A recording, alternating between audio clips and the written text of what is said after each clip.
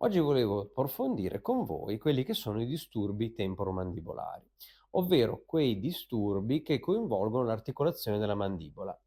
Possono essere di diversi tipi, si va dal click, quindi quando apriamo o chiudiamo sentiamo un click all'interno dell'articolazione, possono essere delle difficoltà di apertura o di chiusura, quindi la bocca che non riesce ad aprirsi oltre un certo tot, e la bocca che ha difficoltà a chiudere fino in fondo.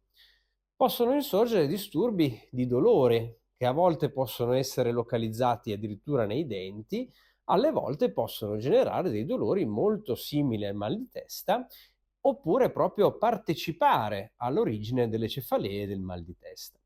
Spesso e volentieri, quando si parla di mal di testa, a livello meccanico l'articolazione mandibolare e tutto quello che è correlato a questa articolazione deve essere preso d'esame, proprio perché può essere una buona parte di questo disturbo. Che cosa possiamo fare per migliorare questa situazione? Intanto dobbiamo identificare qual è il problema.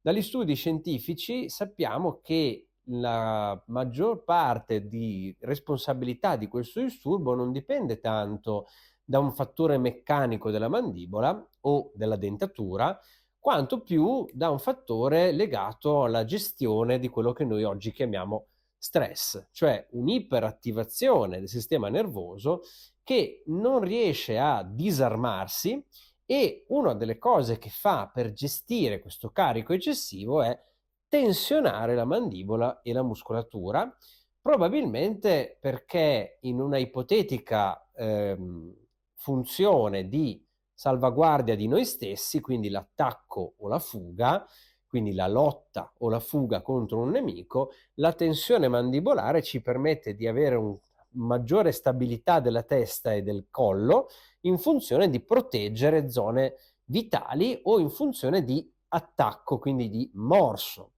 Nella società odierna il morso verso il nemico non è possibile per vari fattori. Prima di tutto un fattore sociale, difficilmente la buona società progredisce attraverso i morsi, e anche il fatto che spesso e volentieri la situazione non si può mordere, perché se io ho dei problemi di stress legati al lavoro, tendenzialmente non posso mordere il computer, o anche se lo faccio risolvo niente, e quindi di solito questo tipo di tensione va a scaricarsi su me stesso.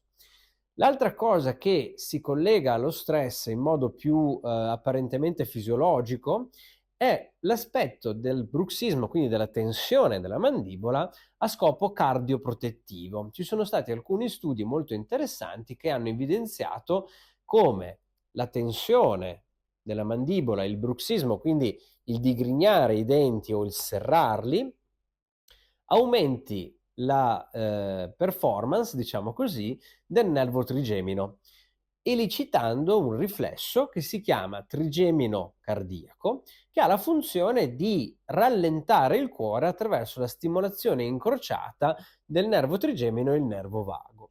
A cosa serve questo? Durante la notte in particolare, il nostro cuore dovrebbe aumentare l'attività vagale e quindi il freno. Dovrebbe quindi rallentare il battito e aumentare la sua variabilità cardiaca. Quando siamo sotto stress per lungo tempo, questa cosa difficilmente avviene, quindi il nostro cuore non rallenta i suoi battiti e non aumenta la variabilità, la sua elasticità. Quindi c'è una poca espressione dell'attività vagale durante la notte, quelle che nella valutazione del sistema nervoso troviamo come frequenze HF. Questi tipi di frequenze, che dovrebbero essere più espresse durante la notte per facilitare il nostro recupero, se siamo sotto stress cronico non vengono espresse, e il nostro corpo cosa fa? Aiuta il nervo vago aumentando il suo tono, quindi aumentando le HF, stringendo i denti e stimolando il riflesso trigemino cardiaco. In questo modo il nostro cuore riesce a modulare meglio il suo battito e ad aumentare un po' l'elasticità cardiaca. Ovviamente, se riusciamo a fare in modo di non arrivare a questo, quindi riusciamo a creare una maggior variabilità cardiaca durante la nostra giornata riusciamo a modulare meglio lo stress e buona parte del problema del bruxismo e dei disturbi mandibolari a esso correlati migliorano di molto. Quindi la scelta è sempre nostra. Come facciamo a modulare questa cosa? Attraverso uno stile di vita corretto, quindi un'attività fisica, un'attività respiratoria e spesso e volentieri anche un'attività di pensiero migliore. Ci sono varie cose che possiamo fare.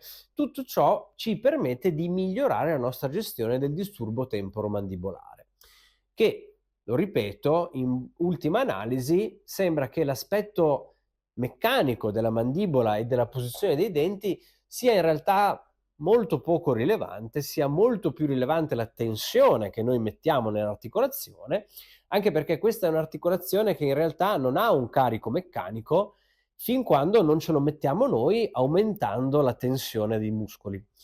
Se riusciamo a diminuire questo aspetto, tutti o la buona parte dei disturbi temporomandibolari sparisce o riesce a essere gestita senza più avere dolore o problemi funzionali. Ultimo aspetto del video di oggi, molto interessante, è il click. Il click mandibolare sappiamo che non ha nessuna relazione con patologie, sia dell'articolazione sia del dolore. Ci possono essere dei click con problemi articolari, ma ci possono essere dei click che non avranno mai problemi articolari. Quindi è importante andare a focalizzarsi su questa cosa? Per conto mio, no. Proprio perché il rischio è che in molte persone, quando andiamo a focalizzarci sul click, iniziamo a instaurare un pensiero ossessivo che aumenta la tensione e aumenta il dolore. Spesso e volentieri i click possono migliorare con alcuni esercizi di controllo motorio, ma non è detto, perché in alcune persone il click rimane nonostante tutti gli esercizi. È un problema? Finché la persona non ci porta troppa attenzione, rimane un click, un suono, e non ha nessuna correlazione con le patologie. Quindi possiamo stare relativamente tranquilli, possiamo provare a fare qualcosa per migliorarlo, certo, ci sono degli esercizi di coordinazione che ci permettono di migliorare questa cosa. È detto che passi? Assolutamente no. È un problema? No, non necessariamente. Ripeto, ci possono essere dei click con problemi, dei click senza problemi, dei click con dolore e dei click senza dolore. Quindi è un reperto, diciamo così, che non ci dà nessunissimo fastidio. Per oggi vi saluto e ci vedremo nei prossimi video.